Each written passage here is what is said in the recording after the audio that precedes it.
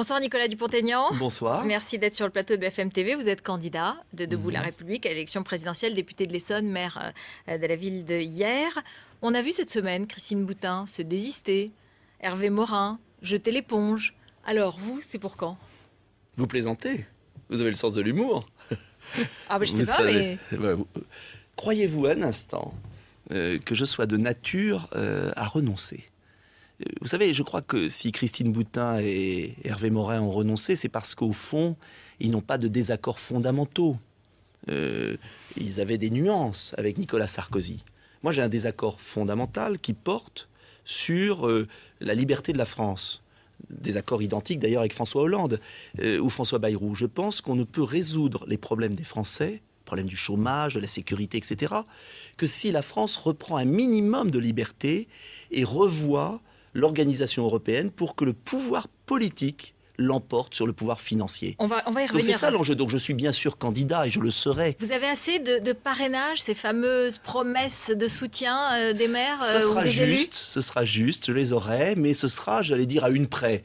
Du moins, chaque signature compte.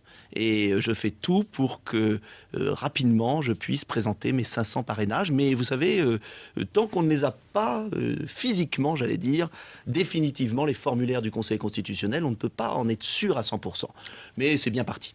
Est-ce que ce désaccord de fond que vous évoquez avec Nicolas Sarkozy vous empêchera au deuxième tour de vous désister pour lui, admettons, encore une fois, que vous restiez au premier? C'est pas un désaccord, je vous l'ai dit il y a un instant, envers la personnalité de Nicolas Sarkozy. C'est un désaccord envers l'UMP et le PS qui font semblant de gouverner la France et qui en fait ne font que du spectacle. Est-ce que ça vous empêchera de vous prononcer pour l'un des deux au deuxième tour? Est-ce que vous envisagez à ce moment-là de... Non, mais c'est normal, au deuxième tour. Mais vous pensez que vous serez savez-vous au deuxième tour? Pourquoi savez-vous d'avance? Parce que vous avez 1% aujourd'hui dans les sondages. Mais bien sûr.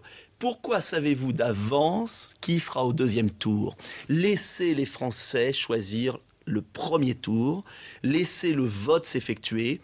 Car il n'y a pas de deuxième tour réussi et de président légitime. Et ce sera important pour la suite des 5 années qui vont être dures. S'il n'y a pas au premier tour un vrai choix politique de nos concitoyens. Donc moi je suis là pour offrir aux Français une autre vision de notre pays. C'est ça qui est important. Après, libre à eux de voter ou de ne pas voter. Mais je préférais d'abord, qu'ils me connaissent, et ils vont apprendre à me connaître, je l'espère. Et puis 2, que l'on puisse parler du fond des choses. On va en parler. Et pas des insultes, menteur, pas menteur, la cour de maternelle qu'on voit depuis 3 jours. C'est la cour de maternelle de 2 candidats qui, au fond, pensent la même chose et feront la même politique. Alors pourquoi font-ils ça? Eh bien justement, comme ils ne veulent pas débattre du fond des choses et qu'ils acceptent, par exemple, mardi, on va débattre à l'Assemblée d'un traité scandaleux, le traité européen qui va... Le mécanisme européen de stabilité. Qui va en fait interdire toute liberté aux Français de leur politique économique. Mais comme Hollande et Sarkozy sont d'accord, alors on s'insulte par presse interposée sur des questions totalement dérisoires, des vrais gamins. Mais... ils vont écœurer les Français. Moi, je veux parler du fond des choses. L'emploi, le chômage. Nicolas Sarkozy, le candidat du peuple, celui qui va faire des référendums. Ça me fait hurler de rire, pardonnez-moi, je ne devrais pas rire ainsi, parce que c'est quand même le président de la République qui a bafoué le suffrage universel des Français, qui avait voté non à la Constitution européenne, et qui a refusé de faire voter le peuple français sur le traité de Lisbonne. Et c'est le même président de la République qui a reçu devant les téléspectateurs Madame Merkel, chancelière allemande, qui nous a expliqué que le peuple français n'avait pas le droit de dire non au traité, le fameux MES. Alors, il faut arrêter de dire n'importe quoi. Il faut arrêter... Ça ne passera pas pour vous, c'est pas crédible. Cette posture du candidat, du peuple, du candidat qui redonne la parole au peuple. Mais qui donne la parole au peuple sur le traité dont on va débattre mardi à l'Assemblée. Et je vous ferai remarquer, je viens de découvrir aujourd'hui en venant, qu'il y a la procédure d'urgence au Parlement. C'est-à-dire que le candidat qui dit aux Français « je vais vous donner la parole » est en train de faire passer un des traités les plus importants de l'histoire de la République en douce au Parlement. Juste un mot, David Cameron a apporté d'une certaine façon son soutien à Nicolas Sarkozy aujourd'hui. Ça vous a amusé? Ça vous a rassuré? Ça m'inquiète. Ça m'inquiète. Parce que vous savez, un chef d'État qui n'est soutenu que par des chefs d'État étrangers, C'est mauvais signe. Qu'est-ce que vous voulez dire par là? Bon, ça veut dire très simplement que, en général, les chefs d'État étrangers... en 76 sur l'homme de l'étranger, Non, sur le candidat de l'étranger. Non, ça veut dire que les chefs d'État étrangers sont peut-être ravis d'avoir un président d'une France faible. Ils sont peut-être ravis d'avoir un président d'une France qui, finalement, accepte l'euro tel qu'il est. Parce que Cameron, vous savez, sa plus grande terreur, c'est que la France sorte de l'euro, parce que toute la stratégie de sortie de crise de Cameron, elle est sur un euro trop cher pour le continent. Et c'est comme ça que lui, il dévalue la livre et qu'il crée de l'emploi en Grande-Bretagne. Alors, il veut nous laisser avec nos problèmes. La situation n'est pas brillante non plus en Elle est pas Grande-Bretagne, facile. tout en étant en dehors de l'euro. Justement, vous, dans votre programme, c'est fondamentalement sortir de l'euro. D'ailleurs, on va en parler.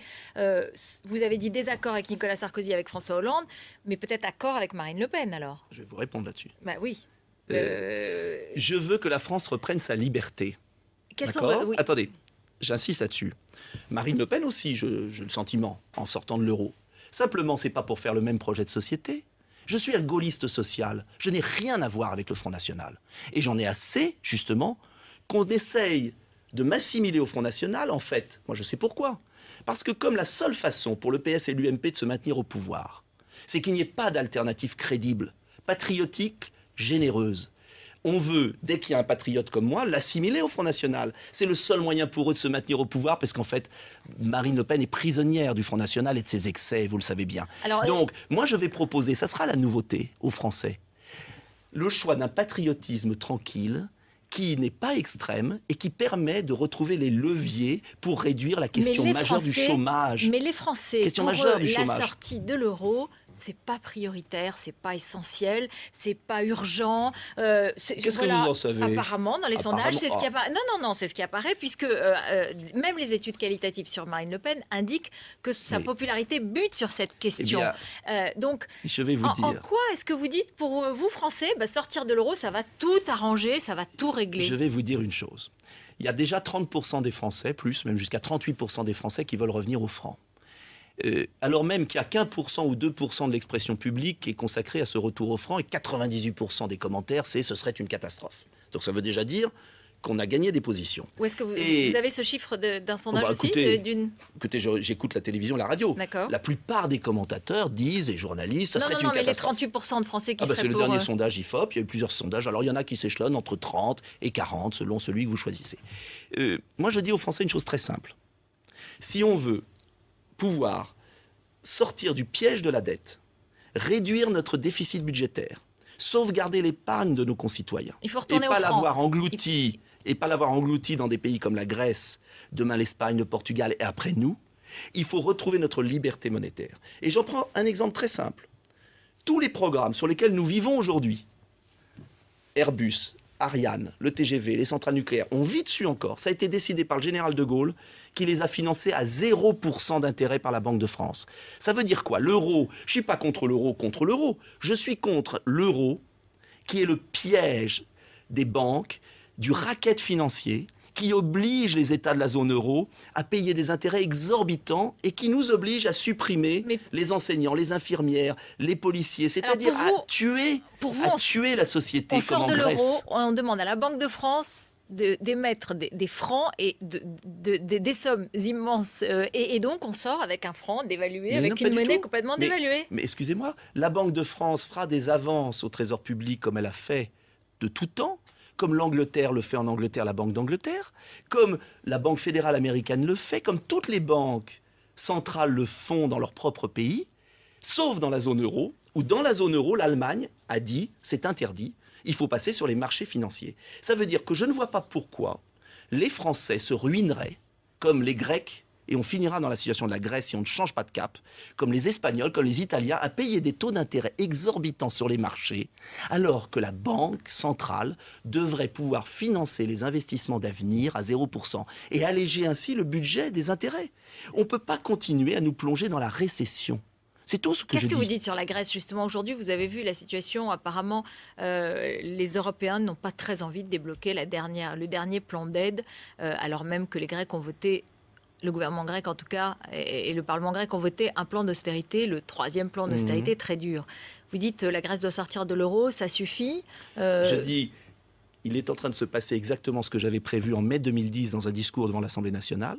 J'avais dit, nous allons dépenser des dizaines de milliards de l'épargne des Français, des Allemands et de tout, non pas pour aider les Grecs, mais pour aider les banques là-bas qui ont récupéré leur mise. La Grèce ne pourra pas s'en sortir avec une monnaie trop chère. Comme l'Argentine, à son époque, comme la France de Laval en 1935, elle va s'épuiser avec cette monnaie trop chère. Et à la fin, qu'est-ce qui se passera? Ce que tous les économistes sérieux aujourd'hui disent, elle sortira de l'euro. Pour retrouver une monnaie pas trop chère, pour avoir des touristes qui aujourd'hui vont en Turquie, pour reproduire un peu quelque chose, vendre, pour retrouver sa dignité. Mais bien sûr. Mais l'euro est condamné par les faits. Moi, je ne souhaite pas qu'on casse l'Europe. Je souhaite au contraire qu'on reconstruise l'Europe sur des bases saines de coopération entre États démocratiques. Mais il est bien une fois plus important. Il faut tout recommencer à zéro, alors. Mais pas à zéro. Alors qu'on est quand même dans une structure dans laquelle l'euro nous a protégés aussi. Non, l'Europe nous a aidés, Rutel Krief, énormément. L'Europe de la réconciliation franco-allemande, de la préférence communautaire, non, mais l'euro nous a protégés des dévaluations du compétitives à l'intérieur même de l'Europe. Mais non, 1 million. Si. Chaque pays doit avoir sa monnaie. Si le drachme est moins cher que le mark, parce que la productivité grecque n'est pas celle de l'Allemagne. Pourquoi voulez-vous avoir la même monnaie partout? Vous savez, il y a un Allemand, et là on ne peut pas dire que c'est moi, un Allemand, patron des patrons allemands, qui a dit quoi? Il a dit récemment, il a dit quelle bêtise on a fait avec l'euro, on s'était réconcilié avec la France, on a créé Airbus, Ariane, on a fait du commerce entre nous, chaque pays vivait dans sa dignité, avec sa propre monnaie, on a voulu plaquer une monnaie unique qui est en train d'alimenter les haines en Europe. Moi je vois une Europe qui a marché. Dans les années 70-80, il n'y avait pas une monnaie unique, mais il y avait des programmes communs. On doit travailler avec nos amis, mais on ne doit pas se disputer pour une monnaie qui ne convient à personne. 2 questions pour finir d'actualité. L'ouverture des magasins le dimanche, Nicolas Sarkozy annonce qu'il va continuer et assouplir l'ouverture des magasins le dimanche s'il était réélu. Vous êtes pour ? Je suis très hostile à cette mesure. La société que je veux, ce n'est pas une société où les familles ne voient pas leurs enfants, une société où il y a des caissières à 700 € qui travaillent le dimanche, c'est un désastre. Moi, je suis désolé, c'est un désastre. Je n'ai pas envie de cette société-là où l'argent fait tout. Je crois qu'il y a une autre société possible. Et un référendum sur la formation professionnelle, sur l'obligation d'être formé et d'accepter l'emploi qui irait avec cette formation. On peut faire un référendum là-dessus. Soit le référendum est de dire chacun a droit à la formation professionnelle. Il y aura 90% de oui, car qui peut être hostile? Bien sûr. Soit le référendum, c'est de dire « Oh, les méchants chômeurs, il va falloir leur supprimer quelque chose ». Et je trouve détestable qu'on se serve d'un référendum pour des motifs politiciens destinés à montrer du doigt une catégorie. Faisons les référendums sur les grands choix fondamentaux du pays. Et la formation professionnelle, la formation des chômeurs, ça n'est pas un des grands choix. D'abord, qui vient des partenaires sociaux, c'est financé par le patronat et les syndicats. Et ensuite, c'est du domaine du Parlement. Mais si on peut ajouter un référendum, pourquoi pas? Mais faisons déjà des référendums sur les grands choix structurels du pays. On en a besoin, je crois. Et puis la première élection quand même avant le référendum. C'est peut-être l'élection présidentielle. Merci Nicolas Dupont-Aignan. Vous viendrez nous dire combien vous avez de parrainages. Je viendrai vous voir quand je les aurai, si vous m'invitez. Vous en avez combien aujourd'hui? Je ne vous dirai pas, j'en suis tout près des 500. Tout dépend des confirmations. Donc maintenant, il faut voir les signatures définitives des maires. Merci beaucoup d'être venu sur le plateau de BFM TV. Restez avec nous. Juste après le journal de Jean-Rémy Baudot, 2 duettistes, par définition évidemment. Ils vont ferrailler ou s'entendre. Il s'agit de Luc Ferry, l'ancien ministre de l'Éducation et les philosophes, et Olivier Ferrand, qui préside le club Terra Nova, le club de réflexion Terra Nova. À tout de suite.